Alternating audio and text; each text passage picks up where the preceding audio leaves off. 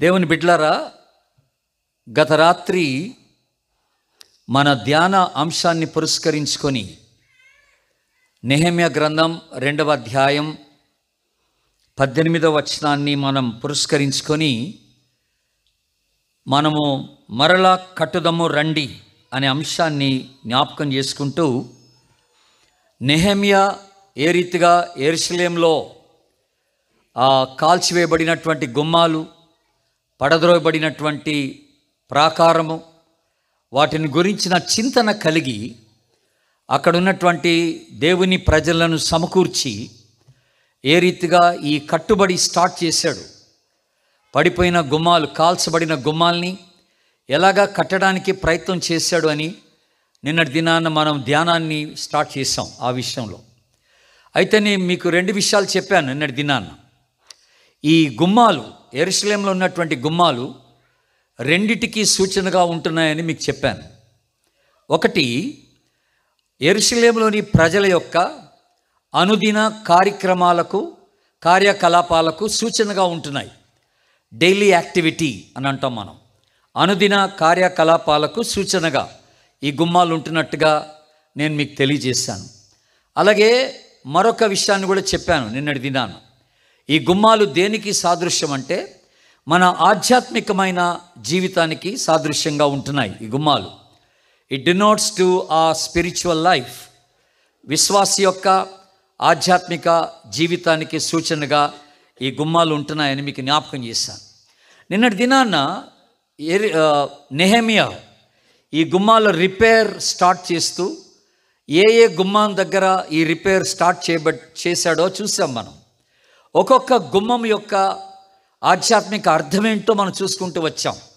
అయితే నిన్నటి దినాన నేను మీకు 6 గుమ్మాలు మీకు జ్ఞాపకం చేశాను. మొట్టమొదటిగా నెహెమ్యా ప్రారంభించిన గుమ్మము రిపేర్ ఎక్కడ అంటే గొర్రెల గుమ్మం దగ్గర రిపేర్ స్టార్ట్ చేశాడని చెప్పాను. గొర్రెల గుమ్మము దేనికి సూచనగా ఉంటుంది అని అన్నప్పుడు ఆధ్యాత్మికంగా లోక పాపమును మోసుకొని పోవు దేవుని గొర్రెపిల్ల అయిన యేసుక్రీస్తుకి సాదృశ్యంగా ఉంటుందని మీకు చెప్పాను. ఇంకో మాటలో చెప్పాలంటే మన రక్షణకు అది సాదృశ్యంగా ఉంటుంది అని జ్ఞాపకం చేశాను. అంటే విశ్వాస జీవితం ఎక్కడ ప్రారంభించబడుతుంది అంటే రక్షణతోనే ప్రారంభించబడుతుంది. క్రైస్తవ జీవితం రక్షణతో ప్రారంభించబడుతుంది. నువ్వు గుడికి వెళ్ళిన దగ్గర నుండి కాదు, మందిరానికి వెళ్ళిన దగ్గర నుండి కాదు, లేకపోతే నువ్వు క్రైస్తవ పేరు పెట్టుకున్నందుకు కాదు, ఒక క్రైస్తవ కుటుంబంలో పుట్టినందుకు నువ్వు క్రైస్తవుడు కాదు, నువ్వు దేవుని బిడ్డవు కాదు. నువ్వు ఎప్పుడైతే యేసుక్రీస్తు రక్తంలో కడగబడతావో, నీ పాపాలు ఒప్పేసుకొని ఎప్పుడైతే క్రీస్తుని రక్షకునిగా, ప్రభువునిగా నీ జీవితంలోకి నువ్వు స్వీకరిస్తావో ఆ దినాన్న నువ్వు దేవుని బిడ్డవవుతావు, నువ్వు రక్షింపబడిన వ్యక్తి అవుతావు అని నేను మీకు జ్ఞాపకం చేశాను. కనుక విశ్వాస జీవితం ప్రారంభం ఎక్కడంటే రక్షణతోనే. కనుక నెహెమ్యా ఈ గొర్రెల గుమ్మం దగ్గర స్టార్ట్ చేశాడు. అలాగా స్టార్ట్ చేసి నెక్స్ట్ ఎక్కడికి వెళ్ళాడంటే మత్స్యపు గుమ్మం అని చెప్పాను మీకు. నెక్స్ట్ తాను రిపేర్ చేసిన గుమ్మం ఏదంటే మత్స్యపు గుమ్మం. That's called a fish gate అని అంటున్నాము. ఈ మత్స్యపు గుమ్మం దేనికి సాదృశ్యంగా ఉంటుందన్న నిన్నటి దినాన. దేనికేనంటే ఆత్మల సంపాదనకు సాదృశ్యంగా ఉంటుందని జ్ఞాపకం చేశాను. రక్షింపబడిన ప్రతి వ్యక్తి ఆత్మలు సంపాదించాలి. యేసుప్రభు అన్నాడు, నేను మిమ్మల్ని మనుషులను పట్టు జాలరులుగా చేస్తానన్నాడు. ఆత్మల సంపాదన భారం దేవుడు ప్రతి విశ్వాసి పైన పెట్టాడని నిన్నటి దినాన్న మీకు చాలా స్పష్టంగా జ్ఞాపకం చేసుకుంటూ వచ్చాను. ఆ తర్వాత ఈ ఆత్మల సంపాదనలో ఎవరైతే పాల్గొని ఉంటారో వారు 3వ గుమ్మంని ఆలోచన చేసుకోవాలా. అదేమిటనంటే పాత గుమ్మం అని జ్ఞాపకం చేస్తాను. ఓల్డ్ గేట్ అంటారు. పాత గుమ్మం అంటే ఈ మనకి ఇవ్వబడిన లేఖన సత్యాలు, ఒరిజినల్ లేఖన సత్యాలకు గుర్తుగా ఉంటుంది. అందుకనే ఇర్మియా గ్రంథాన్ని కూడా మీకు కోట్ చేశాను నిన్నటి దినాన. మీరు పురాతన మార్గములను మీరు విచారించి తెలుసుకోండి అన్నాడు, ఆ మార్గంలో నడవండి అన్నాడు. ఓల్డ్ వేస్ అని అంటే అర్థం ఏంటంటే ఒరిజినల్గా లేఖనాల్లో మనకు అప్పగించబడిన ఈ సత్యాల్ని మనం అనుసరించి నడుచుకోవాల్సిన వారమై ఉంటున్నాం. సత్యాన్ని సత్యంగా బోధించవలసిన వారమై ఉంటున్నాం. ఈ రోజున అనేక మంది అబద్ధ బోధకులు ఈ సత్యాన్ని డిస్టార్ట్ చేస్తున్నారు, ఈ వాక్యాన్ని తప్పుడుగా బోధిస్తున్నారని జ్ఞాపకం చేశాను మీకు. తప్పుడుగా బోధించి విశ్వాసుల్ని గలిబిలి చేసి పడేస్తున్నారని కూడా చెప్పాను. కనుక ఆ రీతిగా మనం ఉండకూడదని మీకు జ్ఞాపకం చేస్తూ వచ్చాను. ఆ తర్వాత 4వ గుమ్మం దేనికి సూచన? 4వ గుమ్మం ఏంటంటే వ్యాలీ గేట్ అని అన్నాం. అంటే లోయ ద్వారము, లోయ గుమ్మము అనే మాట జ్ఞాపకం చేయబడింది 4వ గుమ్మం. ఈ 4వ గుమ్మం దేనికి సాదృశ్యం అంటే విశ్వాస జీవితము లోయ అనుభవం అనేది ఒకటి ఉంటుందని చెప్పాను మీకు. విశ్వాస జీవితంలో లోయ అనుభవం ఉంటుంది డెఫినెట్గా. ఎంతసేపటికి పచ్చిక బయళ్ళు మాత్రమే కాదు, లేకపోతే జీవజల నదుల ఎదుట మనం ఉండడం కాదు, కానీ ఆ జలముల ఎదుట నాటబడి ఉండటం కాదు, కానీ ప్రతి విశ్వాస జీవితంలో ఒక లోయ అనుభవం అనేది ఒకటి ఉంటుంది. అంటే దేవుడు మనల్ని శ్రమలు గుండా తీసుకెళ్తాడు, కొన్ని ఇబ్బందులు గుండా తీసుకెళ్తాడు. మనకి పాఠాలు నేర్పడానికి దేవుడు మనల్ని లోయలో పెడతాడని చెప్పాను. విశ్వాసకి ఇది అవసరం. అందుకే నేను దినాన్ని మనం ఏం జ్ఞాపకం చేసుకున్నామంటే, ఫిలిప్పీ పత్రికలో కూడా మీకు కోట్ చేశాను. 1వ అధ్యాయం 30వ వచనం, మనం క్రీస్తునందు విశ్వాసం ఉంచటం మాత్రమే కాదు, కానీ ఆయన పక్షమున శ్రమ పడుటయు ఆయన పక్షమున మనకి అనుగ్రహింపబడిననే మాట మీకు జ్ఞాపకం చేశాను. కనుక ప్రతి విశ్వాసి శ్రమ గుండా వెళ్ళాల్సిందే. కనుక ఈ శ్రమల్లో జరిగేది ఏమిటి? ఈ శ్రమలో జరిగేది ఏంటంటే మన జీవితాలు శుద్ధి చేయబడతాయి. దేవుడు మనలో ఆయనకి ఇష్టం లేని కూడా తీసేస్తాడు. అంటే మనలో ఉన్న చెత్త చెదారం అంతా కూడా బయటికి తీసి పడేస్తాడని జ్ఞాపకం చేశాను మీకు. అందుకనే 5వ గుమ్మంగా మనం చూడాల్సినటువంటి గుమ్మం ఏంటంటే, ఇక్కడ రాయబడ్డ గుమ్మము అది పెంట గుమ్మము అని అన్నాడు. మనము 3వ అధ్యాయం 13వ వచనంలో మనం చూస్తే, ఒకటి లోయ గుమ్మం, ఆ తర్వాత 2వది పెంట ద్వారం లేకపోతే పెంట గుమ్మము అనే మాట రాయబడింది. ఇంగ్లీష్లో డంగ్ గేట్. డంగ్ అంటే చెత్త వేసేటువంటి గుమ్మం అనమాట. అది ఆ గుమ్మంలో నుండే మున్సిపాలిటీ వాళ్ళు చెత్త వేస్తారని చెప్పాను మీకు. కనుక ఈ చెత్త దేనికి సాదృశ్యం అంటే, ఒక లోయ అనుభవంలోకి వెళ్ళిన తర్వాత మనలో ఉన్న చెత్త చెదారమంతా ప్రభు తీసి పారవేస్తాడనే మాట నేను మీకు జ్ఞాపకం చేశాను. అక్కడ శుద్ధీకరణ మనకి జరుగుద్దని మీకు జ్ఞాపకం చేశాను. ఆ తర్వాత 6వ గుమ్మంగా, వెరీ ఇంపార్టెంట్ గుమ్మంగా మనం జ్ఞాపకం చేసుకున్నాం. అదేమిటనంటే దార యొక్క గుమ్మం అన్నాం. అది మనకి క్రింద 15వ వచనంలో మనకు కనపడుతుంది. దార గుమ్మం అంటే ఇక్కడ జీవజల నదులు, ఉబికేడి నీరు, అవన్నీ కూడా మీకు జ్ఞాపకం చేశాను. ఎప్పుడైతే మన హృదయాలు శుద్ధి చేయబడతాయో పరిశుద్ధాత్మకు సాదృశ్యంగా ఉందన్నమాట ఈ దార, ఫౌంటైన్, ఉబికెడి నీళ్లు. ఇవన్నీ కూడా మీకు యోహాను సువార్త 7వ అధ్యాయంలో నుంచి మీకు జ్ఞాపకం చేస్తూ వచ్చాను నిన్నటి దినాన. కనుక ఖాళీ చేయబడిన హృదయం, ఖాళీ చేయబడిన జీవితం, చెత్త చెదారం అంతా బయటికి వెళ్ళిపోయిన తర్వాత ప్రతి విశ్వాసి చేయవలసిన పని ఏంటంటే దేవుని ఆత్మ చేత నింపబడాలి అనే మాట నేను మీకు నిన్నటి దినాన్న జ్ఞాపకం చేశాను. దేవుని ఆత్మ చేత నింపబడిన అనుభవం ప్రతి విశ్వాసికి కావాలి. పరిశుద్ధాత్మ అంటే ఎంతసేపటికి భాషలు మాట్లాడి గంతులేసి ఎగిరి స్వస్థతలు చేయడం మాత్రమే కాదు, కానీ ఎందరూ దేవుని ఆత్మ చేత నడిపించబడుదురో వారందరూ దేవుని కుమారులై ఉందరనే మాట మీకు జ్ఞాపకం చేశాను. కనుక everyday experience with the Holy Spirit. మనం పరిశుద్ధాత్మతో ప్రతిదిన అనుభవంలోనికి రావాలి. ఆత్మచేత విశ్వాసి ప్రతి దినము దేవుని ఆత్మచేత నడిపించబడేటువంటి ఒక అనుభవంలోనికి రావాలని నిన్నటి దినాన్ని మీకు జ్ఞాపకం చేశాను. ఈ పరిశుద్ధాత్మను గురించి మాట్లాడుతూ నిన్నటి దినాన ప్రథమంగా యేసు ప్రభు తన శిష్యులకు పరిశుద్ధాత్మను ఎందుకు ఇచ్చాడు అంటే వారు వెళ్ళి సాక్ష్యం చెప్పడానికి, సువార్త చెప్పడానికి పరిశుద్ధాత్మను ఇచ్చాడని మీకు జ్ఞాపకం చేశాను. లూకా సువార్త 24వ అధ్యాయం 47-48 వచనాలు మీకు కోట్ చేస్తాను నిన్నటి దినాన. యెరూషలేం మొదలుకొని సమస్త జనములలో ఆయన పేరట మారు మనసు పాపక్షమాపణ ప్రకటింపబడును, ఇందుకు మీరే సాక్షులు.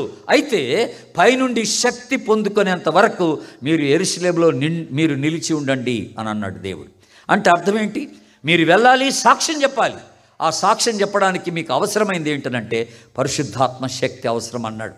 అలాగే యోహాను సువార్త తండ్రి నన్ను పంపిన ప్రకారముగా 20వ అధ్యాయం 21-22 వచనాలు, తండ్రి నన్ను పంపిన ప్రకారంగా నేను మిమ్మల్ని పంపుతున్నాను అన్నాడు అని చెప్తూ వారి మీద ఊది ఇప్పుడు వెళ్ళమన్నాడు. ఆ పరిశుద్ధాత్మను ఊదినట్టుగా చూస్తున్నాం.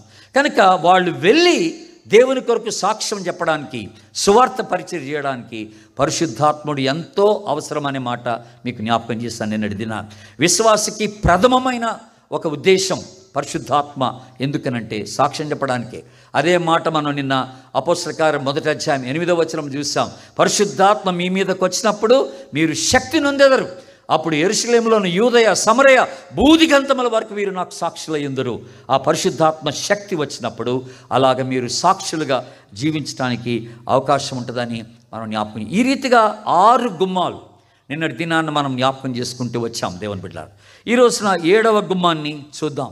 మిగతా గుమ్మాల యొక్క ఆలోచన ఏంటో, ఆ ఆధ్యాత్మిక అర్థం ఏంటో మనము కాసేపు ధ్యానం చేసుకోవడానికి ప్రయత్నం చేద్దాం.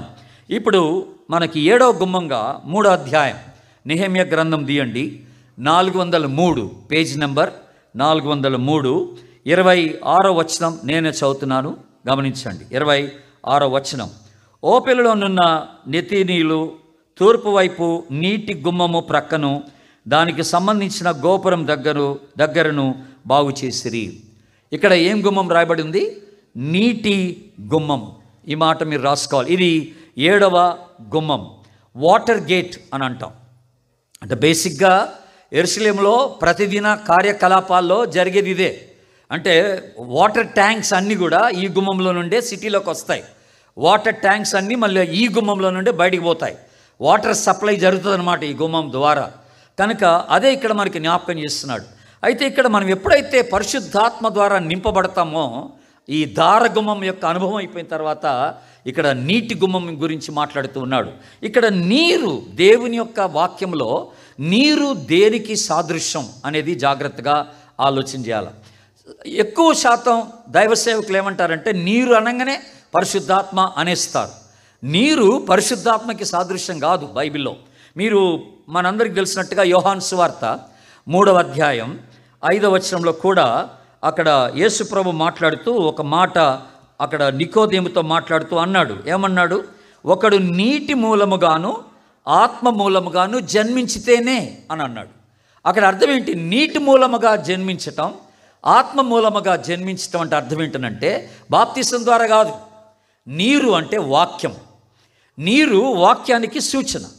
దేవుని వాక్యము ద్వారా, దేవుని ఆత్మ ద్వారా ఒకడు జన్మిస్తాడు, తిరిగి జన్మిస్తాడు అనే మాటను మీకు జ్ఞాపకం చేస్తున్నాను. బాప్తిసం ద్వారా రక్షణ కాదండోయ్, జాగ్రత్త వినండి. బాప్తిసం ద్వారా రక్షణ కాదు. రక్షణ పొందినోడికి బాప్తిసం, రక్షింపబడిన వానికే బాప్తిసం. కానీ వాక్యము ద్వారా మనం ఏమంటున్నాం ఇక్కడ? ఒకడి విశ్వాసం వలన కృపచేత రక్షింపబడి ఉన్నాడు. అయితే ఇక్కడ ప్రభు చెప్తున్న మాట అంటే వాక్యము వినుట వలన విశ్వాసము కలుగును. విశ్వాసంలోకి ఎలాగొస్తాడంటే వినుట ద్వారా. ఏం వినుట ద్వారా? దేవుని మాటలు వినుట ద్వారా. This is a very important truth of God's word. దేవుని యొక్క వాక్యము మూలముగా, నీటి మూలముగా అంటే వాక్యం మూలముగా, నీటి మూలముగా, ఆత్మ మూలముగా ఒకడు తిరిగి జన్మిస్తాడని దేవుడు మాట్లాడుతూ ఉన్నాడు. కనుక ఇక్కడ నీరు దేనికి సాదృశ్యం అంటే వాక్యానికే సాదృశ్యం. నీటి గుమ్మం దేనికి సాదృశ్యం అంటే ప్రతి విశ్వాసి ఆత్మచేత నింపబడిన వాడై ఆత్మ ప్రేరేపించిన కొలది దేవుని వాక్యాన్ని అర్థం చేసుకోవాలా. ఎవడు పడితే వాడు ఎట్లా పడితే అట్లా దేవుని వాక్యాన్ని చదివితే అర్థం కాదండి, అర్థం కాదు. ఇవి ఎందుకంటే ప్రతి లేఖనం, బైబిల్ ఏం చెప్తోంది? ప్రతి లేఖనము ఆత్మావేశము వలన కలిగినది అనే మాట జ్ఞాపకం చేసుకుంటాం. పరిశుద్ధాత్మ ద్వారా దేవుడు 40 మందిని ప్రేరేపించి 40 మంది ఈ బైబిల్ రాశారు. మీకు ఆ సంగతి తెలుసా? ఈ 66 పుస్తకాలు 40 మంది రాశారు. వీళ్ళు రాయడానికి ఎంతకాలం పట్టిందంటే 1600 సంవత్సరాలు పట్టింది ఈ 40 మంది రాయడానికి. ఈ 40 మంది ఒకే దగ్గర కూర్చొని రాయలేదు దేవుని బిడ్డలారా. ఆయా ప్రాంతాల్లో, ఆయా స్థలాల్లో, ఆయా సంవత్సరాల్లో ఈ 40 మంది ఉండి దేవుని ఆత్మచేత నింపబడి రాశారు. అందుకనే మీరు ఈ 66 పుస్తకాలు చదివితే ఓ చక్కని బ్లెండ్ ఉంటుందన్నమాట. అన్నిటి పుస్తకాల యొక్క లింక్ చక్కగా మనకి తెలుస్తూ ఉంటుంది. ఎక్కడ కూడా భేదాలు కనపడవు మనకి. అన్నీ ఒకదానికొకటి సరిగ్గా లింక్ అయినట్టుగా కనపడతా ఉంటుంది. ఆ యొక్క ఐక్యత, ఆ ఆలోచన యొక్క ఐక్యత ఎలాగొచ్చిందనంటే పరిశుద్ధాత్మ ద్వారా ప్రేరేపించబడి ఈ 40 మంది రాస్తారన్నమాట. కనుక వాక్యం అర్థం చేసుకోవాలంటే నీకు పరిశుద్ధాత్మ సహాయం అవసరం. అందుకని ఎవరైనా వాక్యం చదివేటప్పుడు ఉట్టిగా అలా తీసి చదివితే మీకు అర్థం కాదు, బుర్రకెక్కదు, మీలో పనిచేయదు. అందుకని ఏం చేయాలి? ప్రభువా, నీ వాక్యంలో గూఢమైన సంగతులు తెలుసుకోవడానికి నా మనోనేత్రాలు తెరవండి. మీ పరిశుద్ధాత్మ ద్వారా మీ వాక్యంలోని సంగతులు తెలుసుకోవడానికి నాకు సహాయం చేయండి ప్రభా అని దేవుని సన్నిధిలో ప్రార్థన చేయాలి మనం. కనుక ఆత్మకును వాక్యానికి సంబంధం ఉంది. ప్రతిసారి మనం వాక్యం చదివేటప్పుడు పరిశుద్ధాత్మ సహాయాన్ని మనం ఎంతైనా తీసుకోవాల్సిన వారమై ఉంటున్నాం. ఎందుకంటే మనుష్య జ్ఞానముతో ఈ ఆత్మచేత ప్రేరేపించబడి రాయబడిన లేఖనాలు నీకు అర్థం కావు, మనుష్య జ్ఞానంతో అర్థం కావు. కనుక దేవుని జ్ఞానం కావాలి, పరిశుద్ధాత్మ నడిపింపు కావాలి.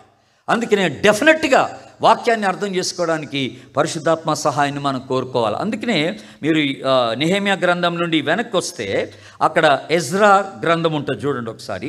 ఎజ్రా గ్రంథంలో ఎజ్రా ఒక పని చేస్తాడు, ఒక చక్కని పని చేస్తాడు. 8వ అధ్యాయంకి రండి. ఎజ్రా గ్రంథం నెహెమ్యా గ్రంథానికి ముందు ఉంటుంది. ఎజ్రా గ్రంథం మీరు ఒకసారి గమనించండి. అక్కడ ఎజ్రా గ్రంథం చదవద్దు కానీ ఎజ్రా చేసిన పని చూద్దాం. ఇప్పుడు నెహెమ్యా గ్రంథమే చూడండి ఒకసారి దయచేసి. నెహెమ్యా గ్రంథమే 8వ అధ్యాయంకి రండి. నెహెమ్యా గ్రంథం 8వ అధ్యాయంకి రండి. అక్కడ ఒక చక్కని మాట మీకు జ్ఞాపకం చేస్తాను. ఇప్పుడు చూడండి, మొదటి వచనం నుండి నేనే చదువుతున్నాను. 7వ నెల రాగా ఇశ్రాయేలీయులు తమ పట్టణంలో నివాసులయ్యుండిరి. అప్పుడు జనులందరూ ఏక మనస్కులై నీటి గుమ్మము ఎదుట ఉన్న మైదానమునకు వచ్చి. ఏ గుమ్మం ఎదుట? అందరు చెప్పండి గట్టిగా. నీటి గుమ్మం, సేమ్ గుమ్మమే. నీటి గుమ్మం ఎదుటకు వచ్చి వాళ్ళు ఏం చేశారంట చూడండి. ఇప్పుడు యెహోవా ఇశ్రాయేలుకు ఆజ్ఞాపించిన మోషే ధర్మశాస్త్ర గ్రంథమును తెమ్మని ఎజ్రా అను శాస్త్రితో చెప్పగా, యాజకుడైన ఎజ్రా 7వ మాసం మొదటి దినమున చదవబడు దాన్ని గ్రహింప శక్తి గల స్త్రీ పురుషులు కలిసి సమాజం అంతటి ఎదుటను ఆ ధర్మశాస్త్ర గ్రంథమును తీసుకొని వచ్చి నీటి గుమ్మము ఎదుటనున్న మైదానములో ఉదయము మొదలుకొని మధ్యాహ్నం వరకు నిలుచున్న ఆ స్త్రీ పురుషులకు తెలివితో వినగలిగిన వారందరికీ చదివి వినిపించుచూ వచ్చను. Present continuous tense. ఇది జరుగుతూ వచ్చిన ఒక విషయం. ఆ జనులందరూ ధర్మశాస్త్ర గ్రంథమును శ్రద్ధతో వినిరి. ఎంత అద్భుతమైన ఆలోచన! దేవుని యొక్క వాక్యం నువ్వు చదివేటప్పుడు దేవుడు నీతో మాట్లాడుతున్నాడని గ్రహించాలి. కానీ ఎట్లా పడితే అట్లా కూర్చొని చదవడానికి లేదు, మంచం మీద పడుకొని చదవడానికి లేదు. ఎట్లా పడితే అట్లా. You need to respect God's word. దేవుని వాక్యాన్ని నువ్వు గౌరవించాలి. అందుకని ఆ దినం ఏం చేశారంటే వీళ్ళందరూ ఉదయం మొదలుకొని మధ్యాహ్నం వరకు నిలబడ్డారంట. Can you imagine? స్త్రీ పురుషులంతా నిలబడ్డారు. ఎజ్రా ఆ గ్రంథాన్ని తీసి చదువుతూ ఉండగా దేవుడు మాట్లాడుతున్నాడు అన్నటువంటి ఆ గౌరవంతో మనుషులందరూ లేచి నిలబడ్డారంట. 3-4 గంటలు, ఎన్ని గంటలు నిలబడ్డారో, ఉదయం నుండి మధ్యాహ్నం వరకు నిలబడ్డారంట. ఇప్పుడు వాస్తవంగా మన అందరం ఏం చేయాలంటే, నేను ప్రసంగం చెప్పేంతవరకు నిలబడాలి మీరు. ఎందుకంటే దేవుడు మనతో మాట్లాడుతున్నాడు కనుక మనందరం గౌరవించి నేను కూర్చుంటా చెప్పు అన్నట్టు కాదు కదా, నేను కూర్చుంటా నువ్వు చెప్పన్నట్టు కాదు కదా. దేవుడు గొప్పవాడు, పరిశుద్ధుడు మాట్లాడుతుండగా మనం లేచి నిలబడవలసిన వారమంటున్నాం. వాస్తవంగా అయితే లేచి నిలబడి వినాలంటున్నాం మనం. కానీ ఆనాడు ఆ గౌరవం ఇచ్చారు దేవుని వాక్యానికి. దేవుని బిడ్డలారా, ఆ గౌరవం ఇచ్చారు కనుక వాక్యానికి విలువనివ్వండి, శ్రద్ధతో చదవండి, వినండి. చదవలేని వారు వినండి. దేవుని వాక్యానికి టైం తీసుకోండి. మనము దేవుని వాక్యాన్ని ధ్యానిస్తున్నాం, పఠిస్తున్నాం అని అంటే అర్థం ఏంటంటే దేవుని చిత్తాన్ని తెలుసుకుంటున్నామని అర్థం అన్నమాట. దేవుని చిత్తాన్ని తెలుసుకుంటున్నామన్నది. అది నీటి గుమ్మానికి, అది నీటి గుమ్మం దానికి సూచనగా, వాక్యానికి సూచనగా, విశ్వాస జీవితంలో వాక్యం ఎంత ఇంపార్టెంటో దేవుడు ఈ నీటి గుమ్మం ద్వారా మనకి తెలియజేస్తున్నాడు. ఇప్పుడు మళ్ళొకసారి 3వ అధ్యాయానికి రండి. నెహెమ్యా గ్రంథం 3వ అధ్యాయం 8వ గుమ్మాన్ని చూద్దాం. ద వెరీ నెక్స్ట్ వర్డ్స్, ఇందాక మనం చూసింది 26వ వచనం చూసాము. ఇప్పుడు 28వ వచనాన్ని చూద్దాం. 3వ అధ్యాయం 28వ వచనం. గుర్రపు గుమ్మమునకు పైగా యాజకులందరూ తమ ఇండ్లకు ఎదురుగా బాగు చేసిరి. ఇక్కడ ఉన్న గుమ్మం పేరేంటి చెప్పండి? గుర్రపు గుమ్మం, హార్స్ గేట్ అని అంటారు. అంటే యెరూషలేం పట్టణంలో ఈ గుమ్మము దేనికి సూచన అంటే, అక్కడ దేనికి సూచన అంటే, ఈ సైనికులు యుద్ధానికి వెళ్ళేటప్పుడు, రాజుగారి యుద్ధానికి వెళ్ళేటప్పుడు ఆ ద్వారం గుండానే వెళ్తాడనమాట. అలాగే ఒక యుద్ధంలో విజయాన్ని సాధించిన తర్వాత జయోత్సాహముతో కేకలు వేయచ్చు మళ్ళీ అదే గుమ్మంలో నుండి పట్టణంలోనికి ప్రవేశిస్తారనమాట. హార్స్ గేట్ అంటే గుర్రాలన్నీ ఆ గుమ్మం ద్వారా వస్తాయి, ఆ గుమ్మం ద్వారా వెళ్తాయి, యుద్ధానికని వెళ్తాయి అన్నమాట. కనుక ఇక్కడ మన విశ్వాస జీవితంలో ఈ యొక్క గుర్రపు గుమ్మం దేనికి సూచన అంటే విశ్వాస జీవితంలో మనము ఎదుర్కొనేటువంటి ఒక పోరాటానికి సూచన, ఒక యుద్ధానికి సూచన. దేవుని బిడ్డలారా గమనించండి. ఏంటంటే క్లియర్గా ఒక మాట వినండి జాగ్రత్తగా. The moment you accept Jesus Christ, ఎప్పుడైతే నువ్వు యేసు ప్రభుని నువ్వు స్వరక్షకునిగా అంగీకరిస్తావో నీ జీవితంలోనికి, ద వెరీ నెక్స్ట్ మినిట్ నీ జీవితంలో ఒక యుద్ధం మొదలవుద్దనమాట. గుర్తుపెట్టుకోవాలి, ఒక పోరాటం మొదలవుద్దనమాట. విశ్వాస జీవితంలో ఒక పోరాటం మొదలైంది. ఈ పోరాటం ఎవరితో, ఎక్కడ, ఏమిటి అని అంటే విశ్వాసకి లోపల జరిగే పోరాటం దేంతోనంటే యేసుప్రభుని అంగీకరించగానే శరీరంతోనూ ఆత్మతోనూ ఒక పోరాటం జరుగుతుంది అనమాట. ఈ ఇద్దరి మధ్య పోరాటం స్టార్ట్ అవుద్ది అనమాట. అంటే అప్పుడు దాకా నువ్వు ప్రభువుని ఎరగలేదు, అప్పుడు దాకా లోకానుసారంగా సాతానికి సంబంధించుకొని పాపానుసారంగా జీవించావు. ఎప్పుడైతే ఏ రోజైతే నువ్వు దేవుని వాక్యాన్ని విని ఆత్మచేత ఒప్పించబడి నీ పాపాలు ఒప్పేసుకొని యేసుప్రభుని అంగీకరించి నేను క్రీస్తు కొరకు జీవిస్తానని నువ్వు ఒక నిర్ణయం తీసుకున్నావో ఆ దినము నుండి నీ జీవితంలో ఒక పోరాటం స్టార్ట్ అయిపోద్ది అనమాట. ఎందుకంటే సాతానుడు హ్యాపీగా ఉండడు నీ జీవితంలో. నువ్వు వాడిని వదిలేసావు, వాడి పద్ధతులు వదిలేసావు, వాడి జీవిత విధానాన్ని వదిలేసావు, వాడు చెప్పినట్టుగా చేయట్లేదు. నువ్వు సైతాన్ని వదిలేసి నువ్వు యేసుప్రభుని పట్టుకున్నావు. ఇప్పుడు నువ్వు యేసుప్రభుని వెంబడించాలనుకుంటున్నావు కనుక సైతానుడు ఊరుకుంటాడేంటి? ఊరుకొండడో. వాడు నీ మీద బాణాలు విసురుతాడు, నిన్ను పట్టి లాగుతాడు, ఏదో రీతిగా నిన్ను దేవుని నుండి దూరం చేయడానికి ప్రయత్నం చేస్తాడు సాతానుడు. కనుక ఈ పోరాటం ఉంటుందన్నమాట. విశ్వాస జీవితంలో ఈ ఆత్మ సంబంధమైన పోరాటం ఉంటుందన్నమాట. కనుక ఈ గుర్రపు గుమ్మము దేనికి సూచన అంటే ఒక యుద్ధానికే సూచన. పౌలు గారు చాలా బ్యూటిఫుల్గా ఈ పోరాటం గురించి మాట్లాడాడు. ఒకసారి మీరు రోమీలకు రాసిన పత్రిక తీయండి దయచేసి. రోమీలకు రాసిన పత్రిక ప్రతి విశ్వాసంలో జరిగే పోరాటం అండి ఇది. అది కనుక మనం తెలుసుకోవడం మంచిది. రోమీలకు రాసిన పత్రిక 7వ అధ్యాయం తీయండి దయచేసి. 7వ అధ్యాయం నేను అక్కడ ఒక 2 వచనాలు చదువుతాను, జాగ్రత్తగా వినండి. 2 వచనాలు నేను చదువుతున్నాను, జాగ్రత్త వినండి. మొట్టమొదటిగా 17వ వచనం చదువుతున్నాను, గమనించండి. కావున ఇకను దాన్ని చేయనది నా యందు నివసించు పాపమే కానీ నేను కాదు అని అన్నాడు. అనగా నా శరీరమందు మంచి ఏదీ లేదు అని అంటున్నాడు.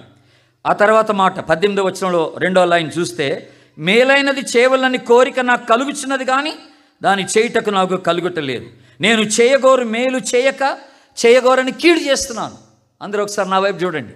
ఇక్కడ పౌలు గారు ఏమంటున్నాడు? There is a struggle with in me. నాలో ఒక పోరాటం ఉందన్నాడు. నేను మంచి చేయాలనుకున్నాను, చేయలేకపోతున్నాను. చెడు చేయొద్దు అనుకున్నాను, అదే చేస్తున్నాను. ఎవరండి మాట్లాడేది? ఇది ఎవరు మాట్లాడుతున్నారు? పరిశుద్ధుడైన పౌలు మాట్లాడుతున్నాడు. ఎన్ని సంఘాలు స్థాపించాడు, ఎంతమంది ఆత్మలు దేవుని దగ్గర నడిపించాడు. ఒక సీనియర్ బిలీవర్, ఒక సీనియర్ సేవకుడు మాట్లాడుతున్నాడు. ఇది ఆశ్చర్యమేమీ కాదు. ఎంతటి వాడవైనా నువ్వు ఈ పోరాటం నీలో ఉంటుందని ప్రభు జ్ఞాపకం చేస్తున్నాడు. నువ్వు ఎంత పెద్దోడువన్నగా ఈ శోధన వస్తుంది. సైతాను నిన్ను పట్టుకుంటాడు, నిన్ను లాగుతాడు, పీడిస్తాడు, నిన్ను పాపంలోకి దిగజారుస్తాడు. జాగ్రత్తగా ఉండాలంటున్నాడు, జాగ్రత్తగా ఉండాలంటున్నాడు. ఈ పోరాటం ఉంటుంది అంటున్నాడు లోపల. ఏమిటి ఈ పోరాటం అంటే ఇప్పుడు 23వ వచనం చూడండి. ఇప్పుడు 23వ వచనం చూడండి జాగ్రత్తగా. వేరొక నియమము నా అవయములలో ఉన్నట్టు నాకు కనబడుచున్నది, అది నా మనసునందున్న ధర్మశాస్త్రముతో పోరాడుచు నా అవయములోనున్న పాప నియమమునకు నన్ను చేరపట్టి లోపరుచుకొనుచున్నది. ఇప్పుడు ఆ తర్వాత మాట, అయ్యో నేను ఎంత దౌర్భాగ్యుడను, ఇట్టి మరణమునకు లోనకు శరీరం నుండి నన్ను ఎవడు విడిపించును. వాట్ ఎ స్టేట్మెంట్ అండి, వాట్ ఎ స్టేట్మెంట్. ఇక్కడ పౌలు గారు ఏమన్నాడంటే 2 నియమాలు నాలో ఉన్నాయంటున్నాడు పోరాటం గురించి మాట్లాడు. ఒకటి పాప నియమం, ఇంకోటి ధర్మశాస్త్ర నియమం. ఈ 2 నియమాలు నాలో పనిచేస్తున్నాయి అంటున్నాడు పౌలు. పాప నియమమేమో పాపానికి లాగేస్తుంది, ధర్మశాస్త్ర నియమమేమో ప్రార్థన చేసుకో, వాక్యం చదువు, మందిరానికి పో, సాక్ష్యం చెప్పు, సేవలో ఇన్వాల్వ్గా అని ధర్మశాస్త్ర నియమం చెప్తోంది. ఆత్మ నియమం, శరీర నియమం, పాప నియమం. ఈ రెండిటి మధ్య పోరాటం. ఒక ప్రక్కేమో ప్రార్థన చేసుకోవాలనిపిస్తుంది, ఒక ప్రక్క వాక్యం చదవాలనిపిస్తుంది, ఒక పక్క మందిరానికి వెళ్ళాలనిపిస్తుంది, మంచి సాక్షిగా ఉండాలనిపిస్తుంది, మరో ప్రక్క ఇంకేదో శోధనకి లొంగిపోవాలని సైతానుడు అటు పక్క లాగేస్తూ ఉంటాడు అనమాట. ఈ రెండింటి మధ్య పోరాటం జరుగుతూ ఉంటుంది అనమాట ఒక విశ్వాస జీవితంలో. జాగ్రత్తగా ఉండాలి మనం. అందుకనే ఇక్కడ చేతులు ఎత్తేసినట్టుగా ఒక అరుపు అరిసేసాడు పౌలు గారు. ఏమన్నాడు? అయ్యో ఇట్టి మరణానికి లోనగు శరీరం నుండి నన్ను ఎవడు విడిపిస్తాడని కేక పెట్టేస్తున్నాడు. ఒక హెల్ప్లెస్ కేక అనమాట. అది నిస్సహాయమైన స్థితిలో అరిచే ఒక అరుపు అనమాట. పౌలు గారు అరుస్తున్నట్టుగా మనం చూస్తున్నాం. ఎందుకో తెలుసా అండి, ఆ దినాల్లో పాపం చేసినోడికి 3 రకాలైన శిక్షలు వేసేవాళ్ళు. 3 రకాల శిక్షలు. ఒక శిక్ష ఏంటంటే వ్యభిచారం. మనందరికీ తెలుసు, వ్యభిచారం చేసి పట్టబడిన స్త్రీని రాళ్ళు పెట్టి కొట్టి చంపాలనుకున్నారు. రాళ్ళు పెట్టి కొట్టి చంపేది ఒక శిక్ష. ఇంకొక శిక్ష ఏంటంటే పాపం చేసినోడికి శిలువ మరణం. శిలువ మరణం అది మనకు తెలుసు. యేసు ప్రభుతో పాటు 2 దొంగలు కూడా శిలువబడ్డారు కనుక వాళ్ళకి అది మరణ శిక్ష అన్నమాట. శిలువ మరణం. శిలువ మరణము దగ్గర 40 గంటలు పడుతుంది. చిత్రహింస. వెంటనే చావరు. శిలువలో వేయబడిన వాడు వెంటనే చావడు. అది కూడా ఒక శిక్షే పాపం చేసినోడికి. మూడవదిగా ఆ దినాల్లో ఉండే ఒక శిక్ష ఏంటనంటే, పాపం చేసినోడికి బ్రతికున్న వాడికి చనిపోయిన ఆ శవాన్ని కడతారనమాట. వాడి బాడీకి, వాడి శరీరానికి శవాన్ని కడతారు. ఎట్ట కడతారు? ముక్కుకు ముక్కు, నోరుకి నోరు ఇలాగ ఆనబెట్టి శవాన్ని కట్టేస్తారు. శవాన్ని కట్టేసి రోడ్డు మీద వదిలేస్తారనమాట. రోడ్డు మీద వదిలేస్తారు. రోమా ప్రభుత్వం ఇచ్చే శిక్ష ఇది. రోడ్డు మీద వదిలేస్తారు. ఇక వాడి బంధువులు కానీ, కుటుంబ సభ్యులు కానీ, స్నేహితులు కానీ ఎవ్వడు కూడా ఆడిని దయదలిచి పరిగెత్తుకుని వచ్చి ఆ శవాన్ని ఇప్పడానికి లేదు. ఇక ఆ శవాన్ని ఇప్పడానికి లేదు. అది చిత్రహింస. అప్పుడు ఏం జరుగుతుంది? ఒక శవాన్ని కట్టుకొని నువ్వు రోడ్డు మీదకి వెళ్ళిపోతే ఏం జరుగుతుందండి? ఎవడు ఇప్పుడు దాన్ని ఏం జరుగుతుంది? ఒక రోజు, 2 రోజులు, 3 రోజులు శవం ఉబ్బిపోతూ ఉంటుంది. శవం ఉబ్బిపోతూ ఉంటుంది. శవం కుళ్ళిపోతూ ఉంటుంది. నోటికి నోరు, ముక్కుకు ముక్కు అలాగా అతుకబడి ఉన్నాయి. నిన్ను అలాగ అతికించేశారు శవాన్ని నీకు. అప్పుడు ఏం జరుగుతుంది? నువ్వు ఆ క్రీములన్నీ నువ్వు పీల్స్తావు అనమాట. ఆ శవంలో ఉన్న క్రీములన్నీ నువ్వు పీల్చి చచ్చిపోతావు. దేవుని బిడ్డ, తుదకు నువ్వు చచ్చిపోతావు. You will be infected and you will die. నీలో ఆ ఇన్ఫెక్షన్ అంతా వచ్చేసి చచ్చిపోతావు అనమాట. అందుకనే పౌలు గారికి ఈ శిక్ష తెలుసు. ఒకవేళ నేను ఈ మరణానికి లోనైపోతే, అంటే ఈ పాపానికి లోనైపోతే ఇలాగే నేను చావాలి. అయ్యో, ఇట్టి మరణమునకు లోనగు శరీరం నుండి నన్ను ఎవడు విడిపిస్తాడని ఎవడు విడిపిస్తాడు అని కేకబెడుతున్నాడు. అసలు బ్యూటిఫుల్ మాట ఏంటంటే 25వ వచనం చూడండి. మన ప్రభు అయిన యేసు క్రీస్తు ద్వారా దేవునికి కృతజ్ఞతాస్తుతులు చెల్లిస్తున్నాను అన్నాడు ఇమీడియట్గా. అంటే దాని అర్థం ఏంటి? ఓన్లీ యేసు క్రీస్తు నాకు విడుదల దయచేస్తాడు. ఆమె నన్ను అందరూ ఒకసారి ఆమె. యేసు క్రీస్తు ద్వారా నాకు విడుదల దొరికింది అన్నాడు. ఓన్లీ క్రైస్ట్ కెన్ రిడీమ్ మీ. యేసు ప్రభు ఒక్కడే నాకు విజయాన్ని ఇవ్వగలడు. దేవుని బిడ్డలారా జాగ్రత్త. నాకు టైం లేదు. ఈ రాత్రి నేను చాలా చెప్పాలనుకున్నాను కానీ నాకు టైం లేదు. మీరు చాలా దూరం నుండి వచ్చారు, మళ్ళీ మీరు భోజనం చేసి వెళ్ళాలి కనుక నేను త్వరగా మిగతా గేట్స్ కూడా చెప్పాలి కనుక నాకు టైం లేదు. ఇక్కడ నేను ఎక్కువ టైం తీసుకుంటున్నట్టున్నాను. మీరు గమనించండి. మీరు ఈ రెండిటిలో ఆత్మ, శరీరం, ఈ రెండిట్లో దేన్ని మీరు ఎక్కువగా పోషిస్తే అదే విజయాన్ని పొందుకుంటారు. If you are entertaining more on the carnal life, శరీర సంబంధమైన జీవితానికి ఎక్కువగా ప్రాముఖ్యతనిచ్చి దాన్ని మీరు పోషిస్తే శరీరమే గెలుస్తుంది. శరీర సంబంధమైన జీవితమే గెలుస్తుంది మీ జీవితం. ఆత్మ ఓడిపోతుంది. ఆత్మని మీరు ప్రేమించి, ఆత్మానుసారమైన జీవితాన్ని ప్రేమించి, వాక్యంలో, ప్రార్థనలు ఎదుగుతూ బలపడుతూ, ఉపవాసములు ఎదుగుతూ బలపడుతూ ఆధ్యాత్మికమైన జీవితానికి ప్రాముఖ్యతనిస్తే మీ ఆత్మ విజయాన్ని సాధిస్తుంది. అందరూ ఆమెనండి. కనుక ఇది పోరాటం. ఈ హార్స్ గేట్, ఈ గుర్రపు గుమ్మం దేనికి సాదృశ్యం అంటే విశ్వాస జీవితంలో వచ్చేటువంటి పోరాటానికి సూచనగా ఉంటుందని మీకు జ్ఞాపకం చేస్తాం. ఇది ఎప్పటివరకు ఈ పోరాటం? ఎన్ని రోజులు? ఒక విశ్వాసికి ఎప్పటిదాకా ఉంటుంది ఈ పోరాటం అంటే నువ్వు చచ్చేంతవరకు ఉంటుంది. నువ్వు చచ్చేంతవరకు ఉంటుంది. యోబుకి ఎంతమంది పిల్లలు చెప్పండి అందరూ? 10 మంది. యోబుకి 10 మంది పిల్లలు,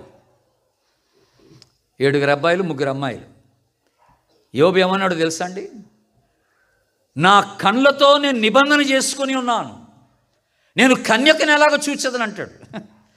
10 మంది పిల్లల గల్లా తండ్రి ఏమంటున్నాడు? I do not want to see a virgin. ఒక యంగ్ గర్ల్ని నేను చూడలేను అంటున్నాడు. నేను కూడా శోధింపడతానని. నేను నా కళ్ళతో నిబంధన చేసుకున్నాను అంటున్నాడు. ఒక కన్యకని ఎలాగ చూడాలి నేను అంటున్నాడు. ఈవెన్ ఆ వయసులో కూడా నువ్వు 10 మంది పిల్లల్ని కన్నా పాపంలో పడే ఛాన్స్ ఉందంటున్నాడు అనమాట. డెఫినెట్గా ఉంది. నువ్వు ఆకతాయిగా తీసుకుంటే కుదరదు నీ ఆధ్యాత్మిక జీవితాన్ని. కబడదార్, నువ్వు ఆత్మీయ జీవితాన్ని బలపరచుకోవాలి. ఆత్మచేత నింపబడాల, దినదినము ప్రభు సన్నిధిలో వాక్యములు ఎదగాల, ప్రార్థనలు ఎదగాల.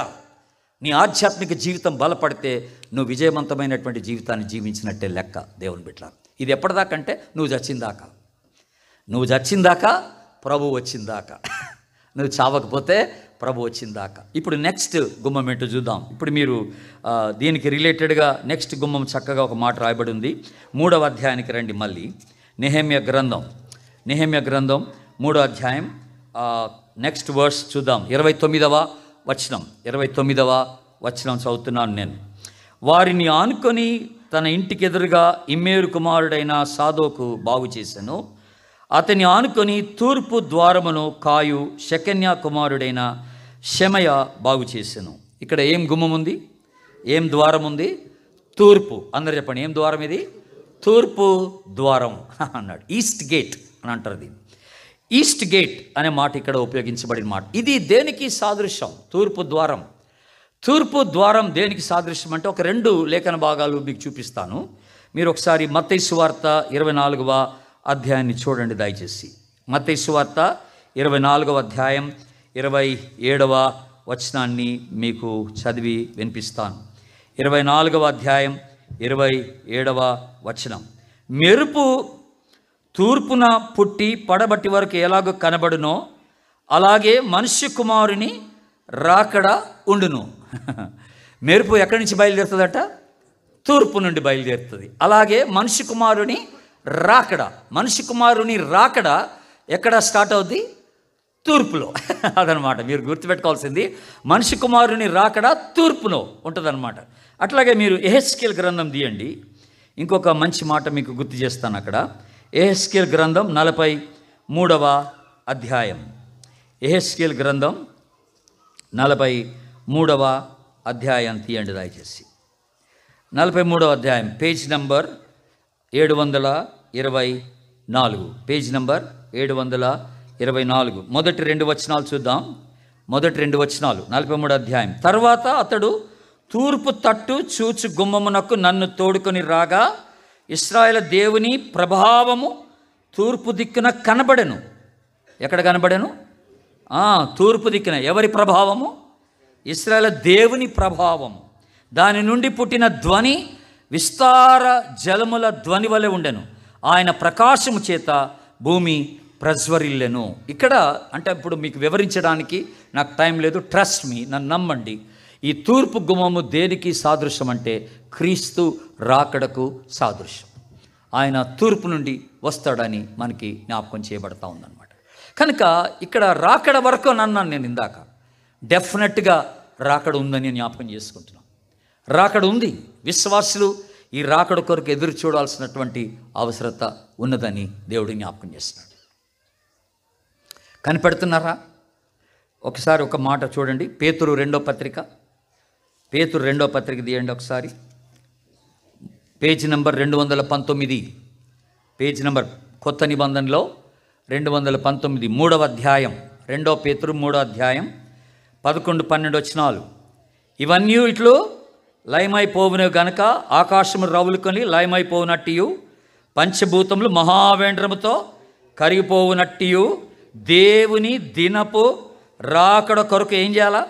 కనిపెట్టుచు దాన్ని ఆశతో అపేక్షించాలి. అందరూ ఆమెనాడు ఒకసారి. ఆమె ఏం చేయాలా? రాకడ కొరకు కనిపెట్టాలా, అపేక్షించాలా? కనిపెట్టాలా, అపేక్షించాలా? దేవుని బిడ్డలారా గమనించండి. కనిపెట్టుట, అపేక్షించుట గుర్తుపెట్టుకోవాలి మనం. కనిపెడుతున్నామా? నేను బాగా ట్రావెల్ చేస్తాను. అన్ని రకాలైనటువంటి వాహనాలు యూజ్ చేస్తాను ట్రావెల్లో. అంటే బస్సులు, ట్రైన్లు, ఆటోలు, కార్లు, ఫ్లైట్లు అన్నీ యూజ్ చేస్తాను నేను. రైల్వే స్టేషన్లో ఎక్కువగా నేను ఉన్నప్పుడు గమనిస్తాను ఒక విషయం. అదేంటంటే ప్లాట్ఫామ్ మీద అందరం కూర్చొని ఉంటాం మన పెట్టెబ్యాడ్ వేసుకొని. కొద్దిసేపటికి ఒక అనౌన్స్మెంట్ జరుగుతుంది. సికింద్రాబాద్ నుండి విజయవాడ వెళ్ళవలసిన శాతవాహన ఎక్స్ప్రెస్ 1వ నెంబర్ ప్లాట్ఫామ్ మీదకి వచ్చును అని అనౌన్స్మెంట్ జరగగానే అప్పుడు దాకా కూర్చున్నోడు ఏం చేస్తారంటే దిగ్గులు లెగిస్తారు అందరూ. వెంటనే లెగిస్తారు. కూర్చున్న వాళ్ళందరూ లెగిస్తారు. నేను గమనిస్తూ ఉంటాను. లేచి ఏం చేస్తారంటే వాళ్ళ బ్యాగ్స్ అన్నీ ఉన్నాయా లేవో చూసుకుంటారు ముందుగా. రెండోది చిన్నపిల్లలు వాళ్ళ దగ్గర ఉన్నారో లేదో చూసుకుంటారు. వాళ్ళు అటు ఇటు పరిగెత్తిపోయారేమో అని వాళ్ళని పట్టుకొచ్చి మనం చేపట్టుకొని నిలబడతాం. విషయం ఏంటంటే అనౌన్స్మెంట్ జరగంగానే ట్రైన్ రాదు. ఒక 5 నిమిషాలకో 10 నిమిషాలకో ట్రైన్ వస్తుంది. కానీ అనౌన్స్మెంట్ చేయగానే నిలబడతారు. వీళ్ళంతా నిలబడి వెయిట్ చేస్తారు, ట్రైన్ కోసం వెయిట్ చేస్తారు. నేను గమనించింది ఇంకోటి ఏంటంటే, ఈ వెయిటింగ్లో కొంతమంది పురుషులు ఏం చేస్తారంటే ప్లాట్ఫారం చివరికి వెళ్ళిపోతారు. చివరికి వెళ్ళి తొంగి చూస్తుంటాడు అన్నమాట, ట్రైన్ వస్తుందా లేదా. ఆ చివరికి వెళ్ళి ప్లాట్ఫారం చివరికి వెళ్ళి అలా తొంగి చూస్తుంటా ఉంటామన్నమాట, ఆ ట్రైన్ వస్తుందా లేదా అని. దీన్నే కనిపెట్టమంటారు అన్నమాట. అనౌన్స్మెంట్ అయింది కనుక ఇక నా దృష్టి అంతా దేని మీద ఉంటుంది? ట్రైన్ మీదనే ఉంటుంది, అనౌన్స్మెంట్ అయింది కనుక. ఇప్పుడు అనౌన్స్మెంట్ అయిన తర్వాత అయ్యో నేను చీర మర్చిపోయానని మళ్ళీ ఇంటికి వెళ్తారు ఎవరన్నా? వెళ్ళరు. అయ్యో నేను ఏదైనా కొనడం మర్చిపోయానని షాపింగ్ వెళ్తారా? ఎవరు వెళ్ళరు. నీ అనౌన్స్మెంట్ అయిపోయిన తర్వాత ఇంకా నువ్వు ఏది మర్చిపోయినా. ఒకసారి మా ఆవిడ అలాగే, మేమిద్దరం బెంగళూరు రైల్వే స్టేషన్ ఉన్నాం, ఇట్లాగే హైదరాబాద్ వస్తున్నాం, మేము ఖమ్మం వెళ్ళాలి. హైదరాబాద్ వచ్చి మేము స్టేషన్లో కూర్చున్నాం, అనౌన్స్మెంట్ అయింది, ట్రైన్ వస్తుందని అనౌన్స్మెంట్ అవ్వగానే మా ఆవిడ అంటుంది, ఏమండి నా బ్యాగ్ తెచ్చుకోలేదు అంటుంది. అసలు ఆమె సూట్ కేసే టోటల్గా బట్టలే ఆ సూట్ కేసే మర్చిపోయి వచ్చేసిందంట. సూట్ కేసే మర్చిపోయి స్టేషన్ పోయి. ఇప్పుడు ఏం చేయలేమమ్మా, వెళ్ళేది మీ ఇంటికే, మీ అమ్మ చీరలు కట్టుకో, అక్కడ ఉన్న రోజులు అని చెప్పాను నేను. అంతే, ఇప్పుడు ఏం చేయలేము. మర్చిపోయింటే ఏం చేస్తాం, ఇంకా పరిగెత్తి వెళ్తా పెట్టి ట్రైన్ వచ్చేస్తుంది. సో ఎప్పుడైతే అనౌన్స్మెంట్ జరిగిందో మన దృష్టి అంతా ట్రైన్ మీద ఉంటుంది. యేసు ప్రభు కూడా అలాగే, ఇదిగో నేను వచ్చుచున్నాను అన్నాడు. అందరూ ఆమెనండి. నేను వచ్చుచున్నానంటే స్టార్టెడ్ ఆల్రెడీ, ఆయన స్టార్ట్ అయిపోయాడు అనమాట. నేను వచ్చుచున్నాను అన్న తర్వాత మన దృష్టి అంతా, విశ్వాస దృష్టి అంతా దేని మీద ఉండాలంటే ప్రభు రాకడ మీద ఉండాలి. అందరూ ఆమెనండి. నిజంగా అక్కడే ఉండాలి మన దృష్టి అంతా. నువ్వు ఏ పని చేస్తున్నా ఈరోజు ప్రభు వస్తాడేమో అని అనుకోవాలి. నువ్వు ఏ ఉద్యోగం చేస్తున్నా ఈరోజు ప్రభు వస్తాడేమో అని అనుకోవాలి. ఏ వ్యాపారం చేస్తున్నా ఈరోజు ప్రభు, నువ్వు కాలేజీకి వెళ్ళినా, స్కూల్కి వెళ్ళినా, నువ్వు ఏ యాక్టివిటీలో నిమగ్నమై ఉన్నా ఈరోజు ప్రభు వచ్చేస్తాడేమో అని అనుకోవాలి. నా ఫ్రెండ్ ఒకడు ఉన్నాడు, ఆడు తమిళ అమ్మాయిని పెళ్లి చేసుకున్నాడు. మంచి అమ్మాయి, మంచి బిలీవర్. చేసుకున్న పెళ్ళైన దగ్గర నుండట వీళ్ళిద్దరు కలిసి ఏ ప్రేయర్ మీటింగ్కి వెళ్ళినా కూడా, ఇద్దరు కలిసి ఎక్కడ కూడికకి వెళ్ళినా కూడా, ఆ కూడిక నుంచి రాగానే ఏమనేదట భర్తతో అనేదంటే, ఏమండి ప్రభు వస్తే బాగుండండి, మనం వెళ్ళిపోదామండి అంటున్నామండి. ఊరికే ప్రభు వస్తే బాగుండండి, వెళ్ళిపోదామండి, ప్రభు అరే నన్నేం చేయమంటారే, వస్తే బాగానే ఉంటుంది, వస్తే బాగుండు, కానీ మరి ఆయన ఎప్పుడు వస్తాడో తెలియదు కదా. మనం వెళ్ళిపోదామండి, ప్రభుతో వెళ్ళిపోదామండి అంటూ ఉండేదంట. రోజుదే గోల. విషయం ఏంటంటే ఫస్ట్ కాన్పు జరిగినప్పుడు ఆమె ఒక బిడ్డకి జన్మనిచ్చి హాస్పిటల్ బెడ్ మీద చనిపోయింది. ఆ స్త్రీ, ఆ సిస్టర్ చనిపోయింది. ఒక బిడ్డకు జన్మనిచ్చి చనిపోతే మేము చాలా బాధపడ్డాను మేమంతా. అయితే ప్రేయర్ మీటింగ్ పెట్టుకున్నారు ఇంట్లో. ఒక రోజున ప్రేయర్ మీటింగ్ పెట్టుకొని నన్నే వాక్యం చెప్పడానికి రమ్మన్నారు. ఆ రోజున ఆ సహోదరుడు, నేను చాలా ప్రార్థన చేశాను. బాబోయ్, ఇంత ప్రేమించాడు భార్యని, ఇంత చక్కని భార్య, మంచి విశ్వాసి, సడన్గా మొదటి కాన్పులోనే బిడ్డను కని చనిపోయింది కదా, ఇప్పుడు ఆయన ఎట్లా ఆదరించాలి అని నేను చాలా ప్రార్థనలో కనిపెట్టి వాక్యం సిద్ధపడి వాళ్ళ ఇంటికి వెళ్ళాను. వెళ్ళంగానే నేను ఫస్ట్ చూసిన దృశ్యం ఏంటంటే, ఆ భర్త ఇంట్లోంచి బయటకు వస్తూ ప్రైజ్ ద లార్డ్ అన్నా అనుకుంటూ వచ్చాడు. ప్రైజ్ ద లార్డ్ అనుకుంటూ వచ్చి సెకండ్ ఇచ్చి నవ్వుతున్నాడు, సంతోషంగా ఉన్నాడు. ఒరే బాబు ఏట్రా ఇంత ఆనందంగా ఉన్నాడు ఈయన అని నేను దుఃఖంగా ఉంటాడేమో అనుకున్నాను. నేను ఆనందంగా ఉన్నాడు ఏంట్రా అంటే అప్పుడు అన్నాడు నాతో, అన్న నా భార్య ఎప్పుడు ప్రభుతోనే ఉండాలని ఆశపడిందన్న, ఇప్పుడు అక్కడికి వెళ్ళిపోయింది అన్నాడు. ఇప్పుడు ఆమె ప్రభు దగ్గరే ఉందన్నాడు. ఇంకా అంతకన్నా నాకేం కావాలో చెప్పండి అంటున్నాడు. ఆశపడింది, ప్రభు తీసుకెళ్ళిపోయాడు. నీకు ఆశ ఉండాలి ప్రభు రాకడని. ఆయన రాకడ ఉందని ఆశపడాలి. నువ్వు ఆశపడ్డప్పుడు ప్రభు నేను తీసుకెళ్ళిపోతాడు. ఆమె నన్ను సిద్ధపడాలా, పరిశుద్ధంగా ఉండాలి, నువ్వు క్రీస్తు రక్తంలో కడగబడాలి, దైవభక్తి కలిగి ఉండాలన్నాడు. ఇక్కడ దైవభక్తి కలిగి ఉండాలన్నాడు. దేవునికి భయపడాలి, నువ్వు ప్రతి క్షణం భయపడుతూ జీవించాలి, కొన్ని ఆత్మలు సంపాదించాలి ప్రభు కోసం. ప్రభు రానై ఉన్నాడు, రావడం ఖాయం. నువ్వు నమ్మినా నమ్మకపోయినా వచ్చేస్తాడు ఆయన. ఎంతోమంది ప్రవక్తలు ప్రవచనాలు చేశారు యేసుప్రభు పుడతాడని, ఎవరు నమ్మలే. పుట్టాడు. యేసుప్రభు వస్తాడని ప్రవచనాలు జరిగినాయి. నువ్వు నమ్మకపోయినా ఆయన వచ్చేస్తాడు. ఆమెనండి, వచ్చేస్తాడు ఆయన, డెఫినెట్గా వచ్చేస్తాడు. కనుక ఈ గుమ్మం, ఈ ఈస్ట్ గుమ్మం, తూర్పు గుమ్మం దేనికి సూచన అంటే రాకడకు సూచన. గుర్తుపెట్టుకోవాలి దేవుని బిడ్డ. కనుక మనందరం కూడా ప్రభు రాకడ కొరకు ఎదురు చూడవలసిన వారమై ఉంటున్నామని ప్రభు జ్ఞాపకం చేస్తున్నాడు.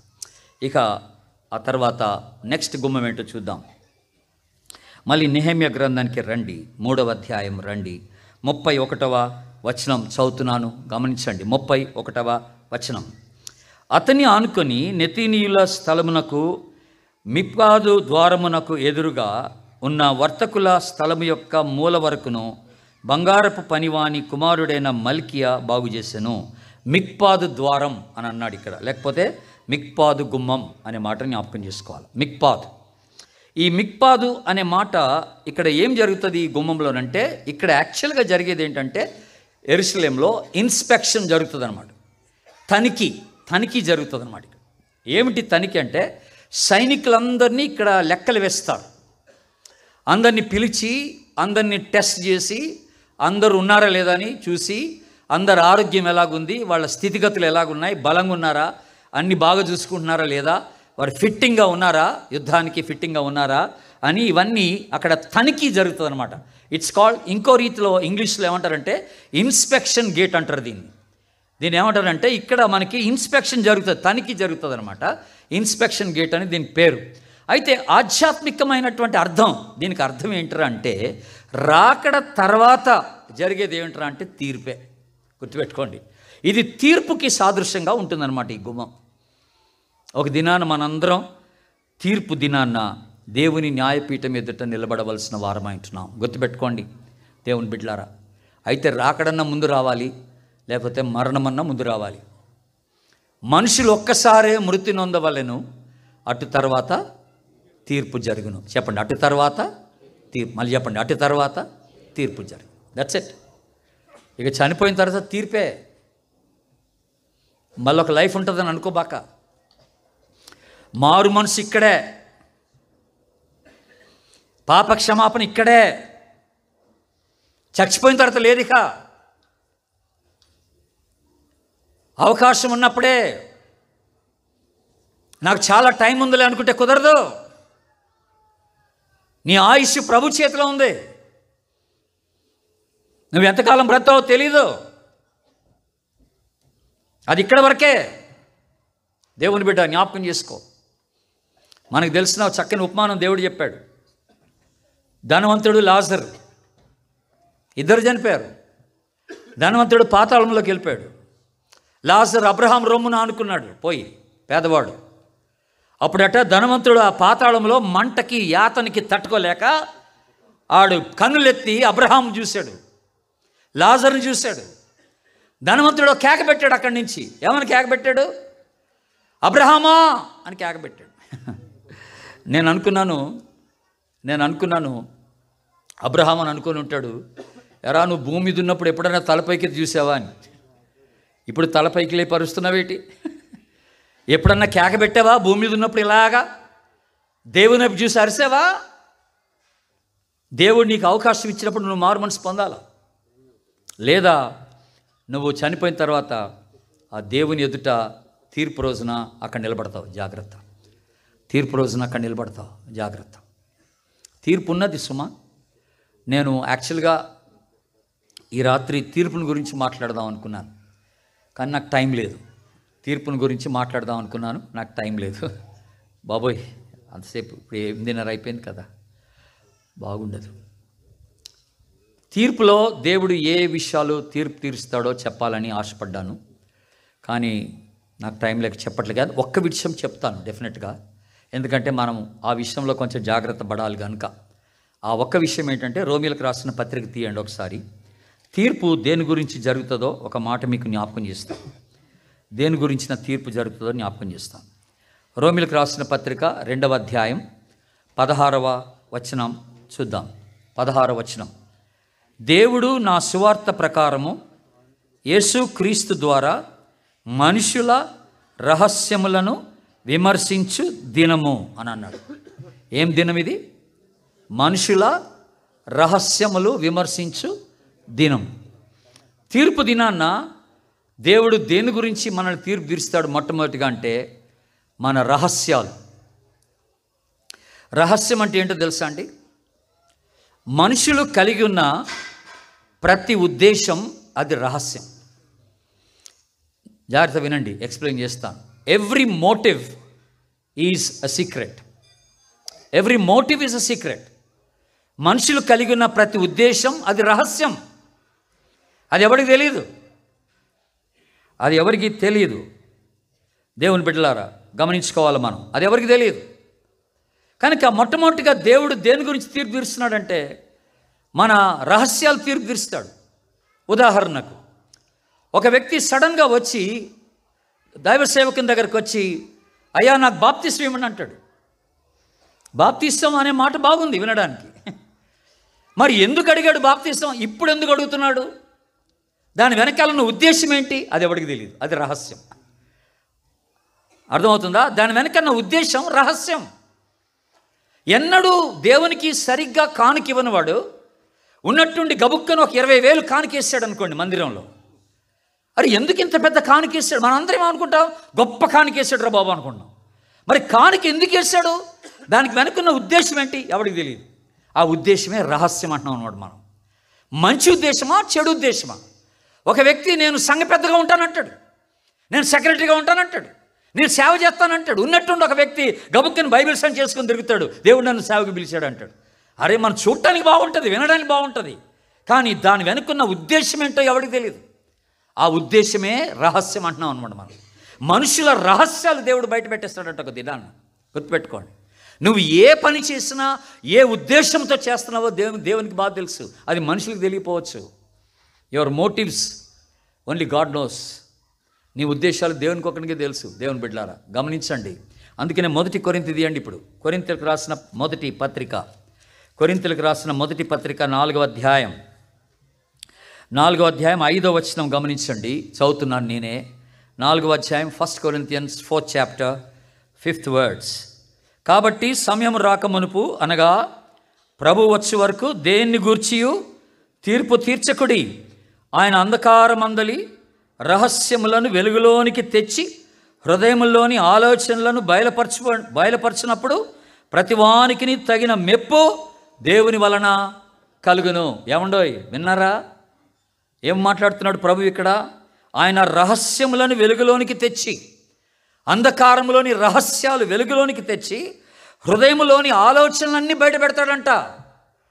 నువ్వు చీకట్లో ఎక్కడికి వెళ్తున్నావు? నీ రహస్య జీవితం ప్రభు ఎరుగున్నాడు. ఈ రాత్రి ఎవరితో సంబంధం పెట్టుకుంటున్నావు? ఇల్లీగల్ కాంటాక్ట్స్, అక్రమ సంబంధాలు, బయటికి విశ్వాసలాగా ఉన్నావు.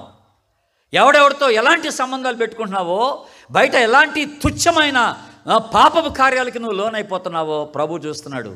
నీ హృదయ ఆలోచన ఎరిగినవాడు, నీ రహస్య జీవితాన్ని ఎరిగినవాడు ఒక దినాన్న ఈ రహస్యాలన్నీ బయట పెట్టేస్తాడంట. మీరందరూ కూర్చొని అందరూ నా వైపు చూస్తున్నారు, నా మాటలే వింటున్నారని నేను అనుకుంటున్నా. కానీ మీ ఆలోచన ఎక్కడుందో నాకేం తెలుసు? మీరు దేని గురించి ఆలోచిస్తున్నారో నాకేం తెలుసు? అర్థమవుతుందా? మన ఆలోచనలు ఎరిగినవాడు ఆయన, హృదయ రహస్యాలు ఎరిగినవాడు ఆయన. అవన్నీ ఒక దినాన బయట పెడతాడంట. హృదయ రహస్యాలు బయట పెడతాడు. మొట్టమొదటిగా దేవుడు తీర్పు తీర్చేది రహస్యాలు. జాగ్రత్తగా ఉండాలి సుమా. కనుక ఇప్పుడే నీ రహస్య జీవితాన్ని ప్రభు దగ్గర ఒప్పేసుకోవడం బెటర్. నీ అక్రమ సంబంధాలన్నీ వదిలే, ప్రభు దగ్గర రా, పశ్చాత్తాపడు, క్షమించమని అడుగు. నీ భార్యకు తెలియకుండా, నీ భర్తకు తెలియకుండా, మీ పేరెంట్స్కి తెలియకుండా ఎలాంటి యాక్టివిటీస్లో, ఎలాంటి కార్యక్రమాల్లో, పాపపు యాక్టివిటీస్లో నువ్వు పాల్గొంటున్నావో నీకు బాగా తెలుసు, ప్రభుకు తెలుసు. అవి ఒప్పేసుకోవడం మంచిది అంటున్నాడు ప్రభు. మంచిది. మొదటిగా దేవుడు తీర్పు తీర్చేది దేని గురించి అంటే మన రహస్యాలు, మన ఉద్దేశాలు. రెండవదిగా మత్తయి సువార్త తీయండి. దేని గురించి ప్రభు తీర్పు తీరుస్తాడో చెప్తాను. మత్తయి సువార్త 12వ అధ్యాయం తీయండి దయచేసి. మత్తయి సువార్త 12వ అధ్యాయం 36వ వచనాన్ని చూద్దాం. 36వ వచనాన్ని గమనిద్దాం. నేను మీతో చెప్పినదేమనగా మనుషులు పలుకు వ్యర్థమైన ప్రతి మాటను గూర్చి విమర్శ దినమున లెక్క చెప్పవలసి ఉండును. విన్నారా? దేని గురించి లెక్క? మనుషులు పలుకు వ్యర్థమైన మాటలు. తీర్పు దినాన దేవుడు ఈ మాటల గురించి లెక్క అడుగుతాడంట, నీ మాటల గురించే. అంటే ఇంకో మాటలు చెప్పాలంటే, మనం ఎక్కడెక్కడ చాటుమాటుగా ఏమేం మాటలు మాట్లాడామో ఈ మాటలన్నీ రికార్డ్ అయిపోయినాయి, పరలోకంలో రికార్డ్ అయిపోయినాయి అనమాట. రికార్డ్ అయి ఉన్నాయి. మన తరపున ఒక క్యాసెట్ ఉంది అక్కడ. ఒక క్యాసెట్ ఉంది, ఆడియో క్యాసెట్ అంటారు దాన్ని. మాటలు రికార్డ్ చేస్తున్నాడు కదా, ఆడియో క్యాసెట్. ఏం మాటలు? మీరు మలాకి గ్రంథం తీయండి, ఎడం పక్క తిప్పండి. ఇప్పుడు మలాకి గ్రంథం 2వ అధ్యాయం, మలాకి గ్రంథం 2వ అధ్యాయం 17వ వచనం చూడండి ఒకసారి. నేను చదువుతున్నాను. 2వ అధ్యాయం 17వ వచనం. మీ మాటల చేత మీరు యెహోవాను ఆయాస పెట్టుచు, దేని చేత ఆయన ఆయాస పెట్టుచున్నామని మీరు అడుగుచున్నారే. దుర్మార్గులు యెహోవా దృష్టికి మంచివారు, వారి యందు ఆయన సంతోషపడును.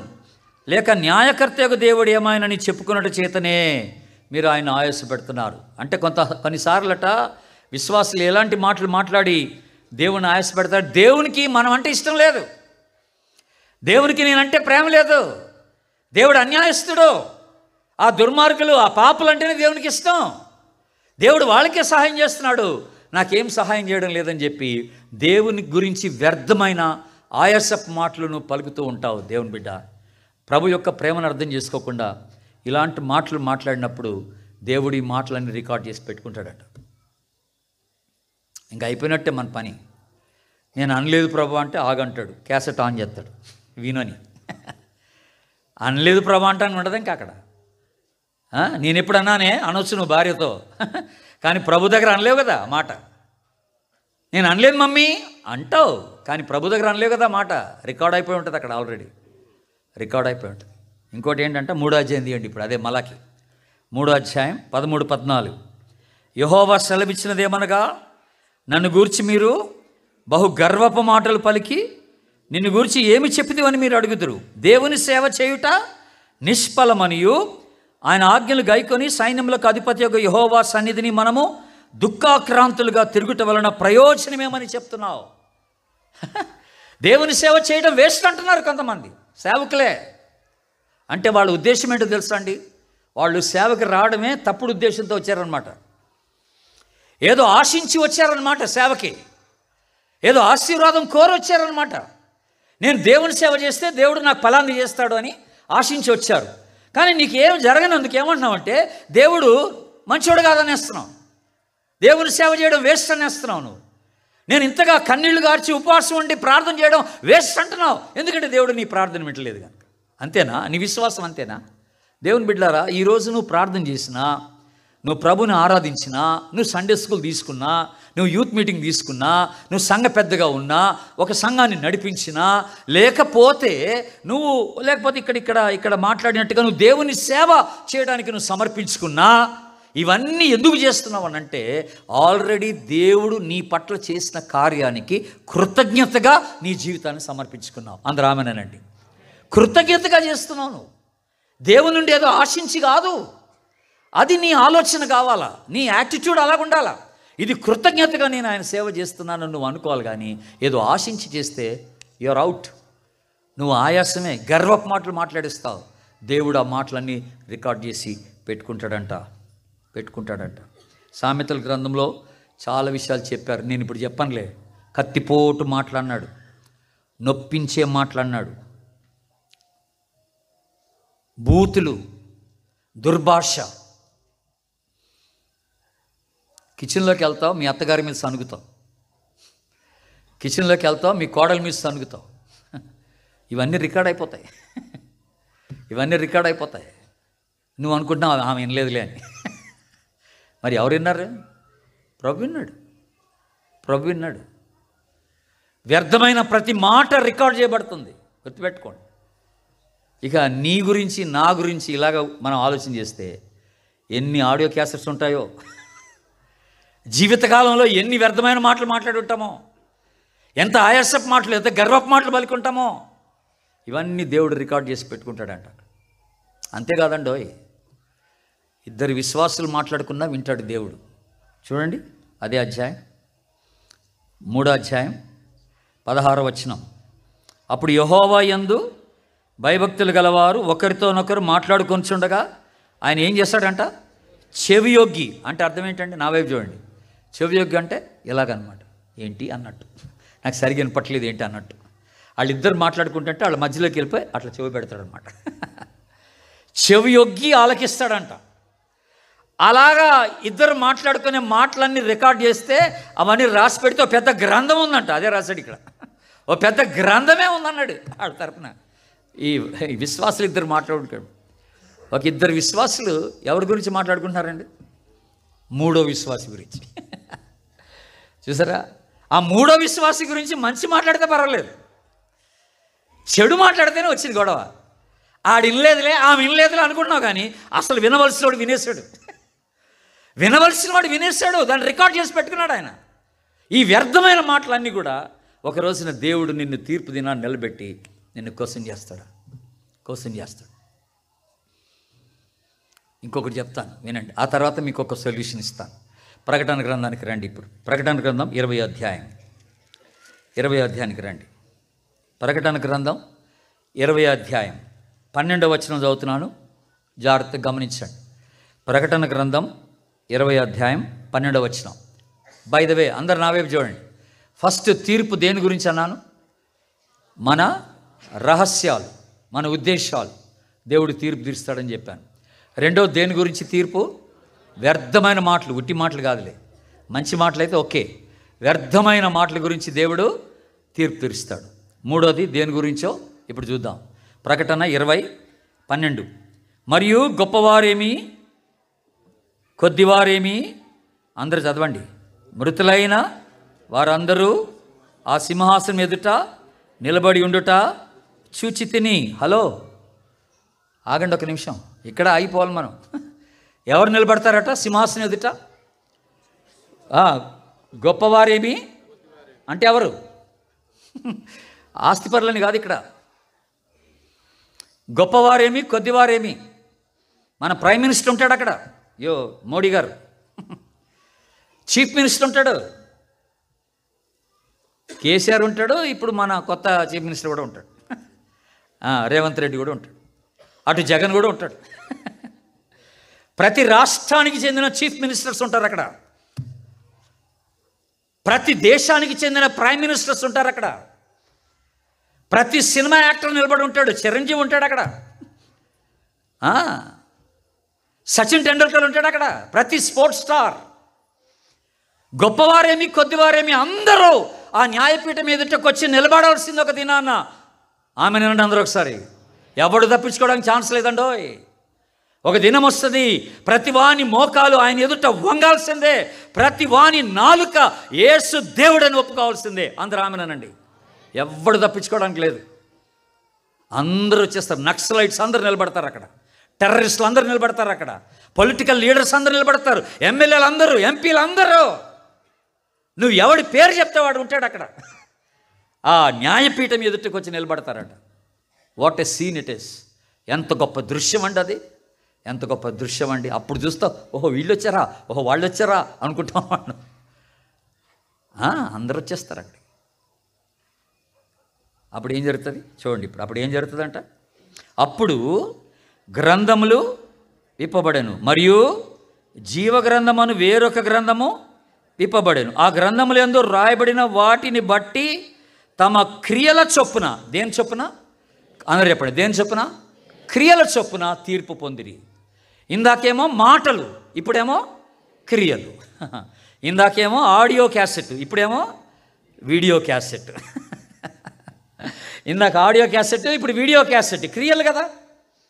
నువ్వు ఎక్కడెక్కడికి వెళ్ళావు, ఎక్కడెక్కడ తిరిగావు, ఏమేం పనులు చేసావు, ఇవన్నీ రికార్డ్ అయిపోయినాయి అనమాట.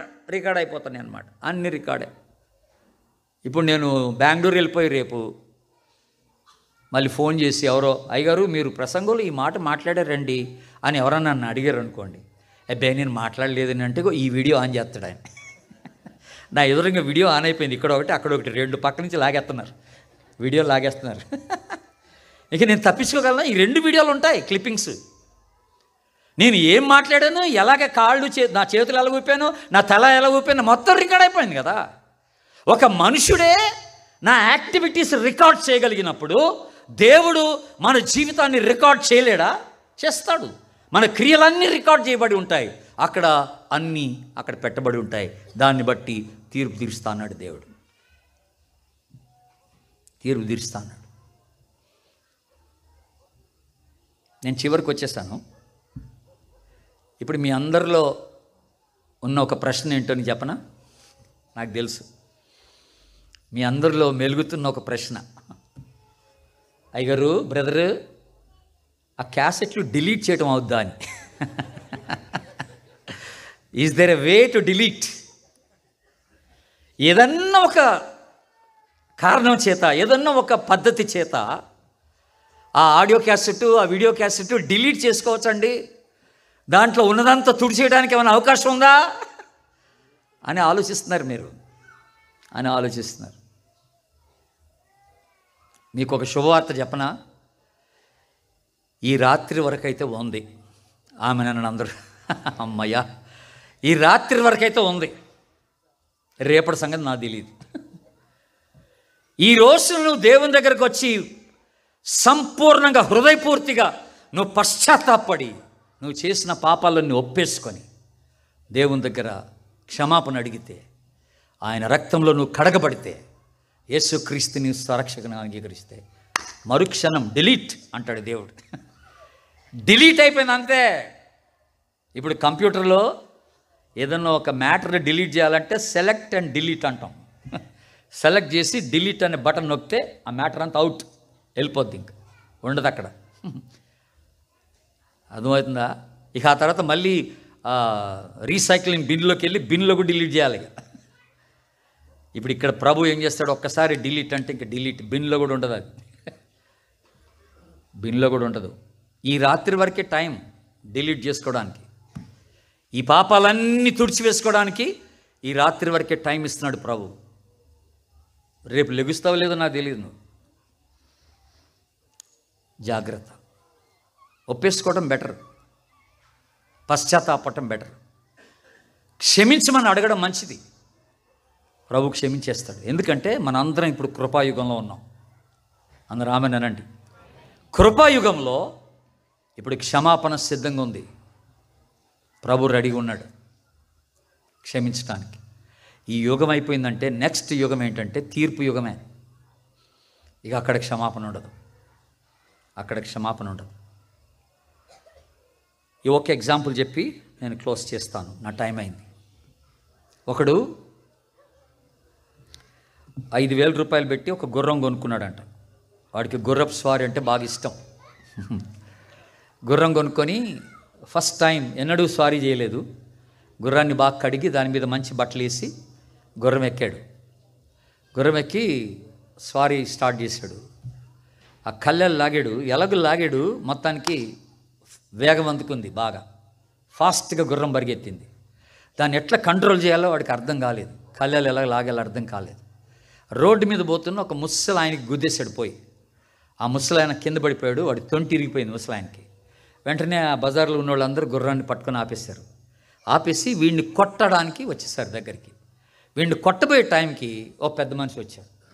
ఓ పెద్ద మనిషి వచ్చి ఏమన్నాడంటే, ఆగండి ఆగండి, ఈయన్ని కొట్టబాకండి, ఈయన నా బాధ తెలుసు, కొత్తగా గుర్రం కొనుక్కున్నాడు, ఈయనకి స్వారీ చేయడం రాదు, ఈ ఒక్కసారికి క్షమించి వదిలేయండి, ఆ ముసలానికి కాలు ఇరిగింది కదా, ఆ ఖర్చు అంతా నేనే భరిస్తాను, ఈయన నాకు బాధ తెలుసు, ఈయన వదిలేయండి అన్నాడు.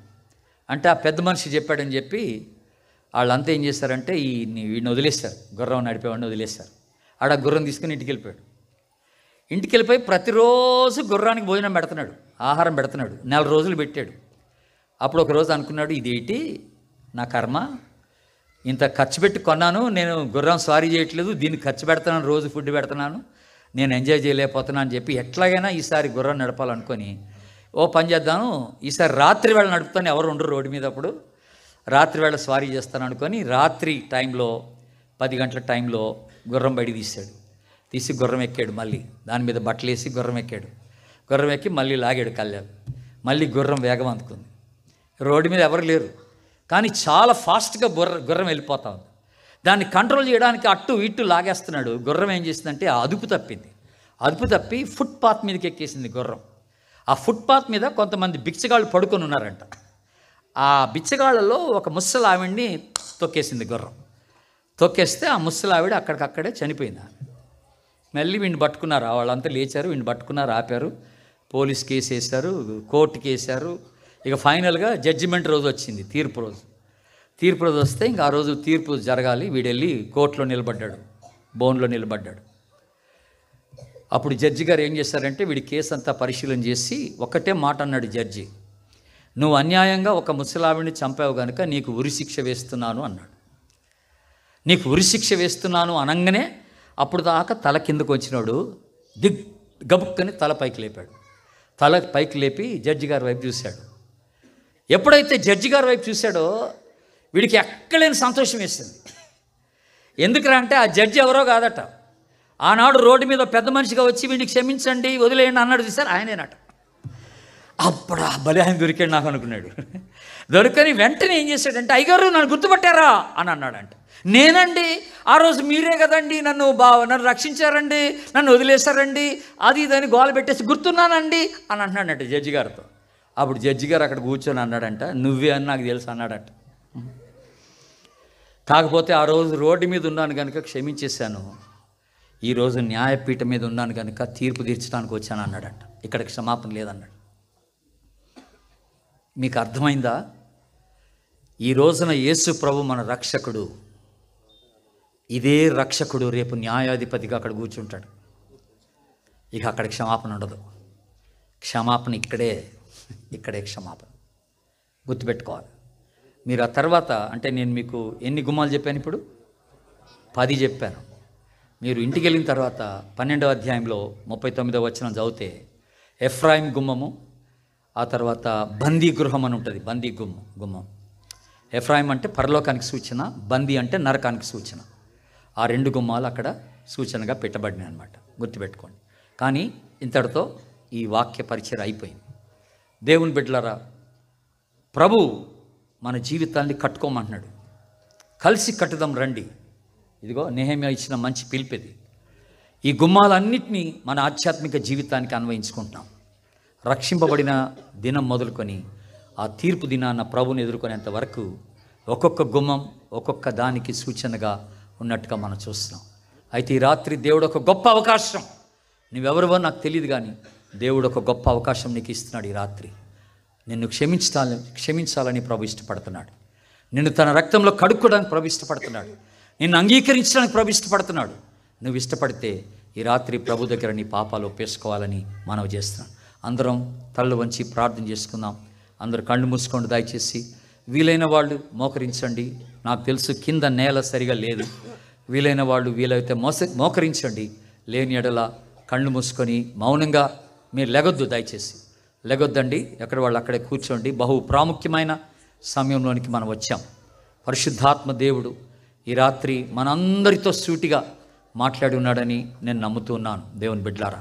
కనుక ఈ రాత్రి ఈ అవకాశం, ప్రభు మనకిస్తున్న అవకాశాన్ని మనం సద్వినియోగం చేసుకుందాం. పరిశుద్ధాత్మ దేవుడు, గాడ్ లవ్స్ యూ. దేవుడు నిన్ను ప్రేమిస్తున్నాడు. దేవుని బిడ్డ, నువ్వు నశించిపోవడం, నువ్వు నరకానికి వెళ్ళడం దేవునికి ఇష్టం లేదు. అందుకని ఈ రాత్రి నిన్ను ఇక్కడ దాకా తీసుకొచ్చాడు, నీతో మాట్లాడాడు, నీ జీవితం అంతా బయటపెట్టాడు, నీ ఆలోచనలు బయటపెట్టాడు, నీ రహస్య జీవితాన్ని బయటపెట్టాడు, నీ వ్యర్థమైన మాటలు, నీ క్రియలు అన్నీ బయటపెట్టి ఈ రాత్రి దేవుడు నిన్ను గద్దిస్తున్నాడు. ఇప్పటికైనా నువ్వు మారు మనసు పొందకపోతే, ఇప్పటికైనా నువ్వు ప్రభు దగ్గర నీ పాపాలు ఒప్పేసుకోకపోతే, నీ అంత దౌర్భాగ్యురాలు, నీ అంత దౌర్భాగ్యుడు ఉండడో, నువ్వు నరకానికే వెళ్ళిపోతావు. జాగ్రత్త. తీర్పు దినాన్న నువ్వు సిగ్గుతో తల వంచుకోవాల్సి వస్తుంది. జాగ్రత్త దేవుని బిడ్డ. అలాగా సిగ్గుతో తల దించుకోకుండా దేవుని ఎదుట ధైర్యంగా నిలబడినట్లుగా రోమా 8:1 ఏమన్నాడంటే, క్రీస్తు యేసునందున్న వారికి ఏ శిక్షా విధి లేదు. దేవుని వాక్యం సెలవిస్తుంది. క్రీస్తులో ఉన్నవాడికి శిక్ష లేదు. ఈ రాత్రి నువ్వు పాపాలు ఒప్పేసుకుంటావా? యేసు ప్రభుని అంగీకరిస్తావా?